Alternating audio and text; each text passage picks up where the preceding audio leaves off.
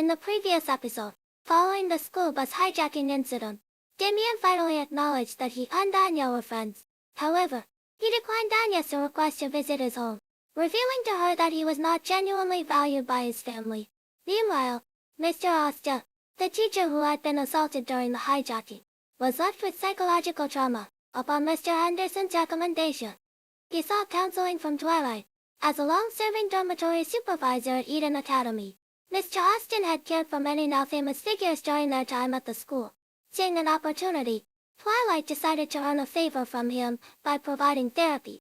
However, after several sessions, Mr. Austin's condition showed little improvement. Upon further investigation, Twilight discovered that Mr. Austin had not been entirely truthful. In fact, even before the hijacking, Mr. Austin had frequently experienced symptoms such as hand tremors and difficulty concentrating. Twilight pointed out that what Mr. Austin really feared was not the hijackers, but his wife, with whom he had a strained and hostile relationship. Once the root cause was identified, the treatment progressed much more smoothly. With Twilight's guidance, the relationship between Mr. Austin and his wife gradually improved, and his symptoms significantly lessened.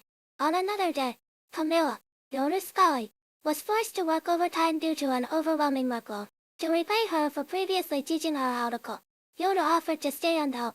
Thanks to everyone's efforts, the work was completed on time. Sharon then suggested celebrating at a nearby restaurant as a reward for her and Yoru as overtime assistant.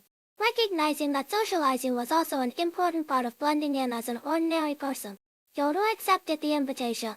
However, Yoru, who had a low alcohol tolerance, quickly became heavily intoxicated and somewhat disoriented. Seizing the opportunity, Camilla and Millie tried to coax Yoru into sharing some grievances about her marriage to Twilight, hoping to balance their own envy. To their surprise, Yoru insisted that there was nothing about Twilight that displeased her. Her colleagues refused to believe such a perfect man could exist, and they began venting their own frustrations about their partners. This led Yoru to mistakenly assume that dissatisfaction was a normal part of marriage, and she quickly fabricated some dislikes about Twilight. When her colleagues remained skeptical, Yoru even declared she would physically confront Twilight to prove her point.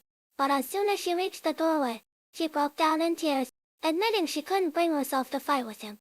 Amused by her sincerity, Sharon and the others playfully teased her, claiming that sharing a kiss with one's spouse upon returning home was the real norm for a couple. This left Yoru even more flustered. Upon returning home, the moment she saw Twilight, her face flushed crimson. Thinking she was merely unwell from drinking, Twilight reached out to steady her. Yoru, however, misunderstood his gesture as an intention to kiss her, and in her overwhelming embarrassment, she fainted on the spot. What other amusing experiences will Yoru encounter in her quest to portray an ordinary person? Stay tuned to my channel for the latest updates on the new series.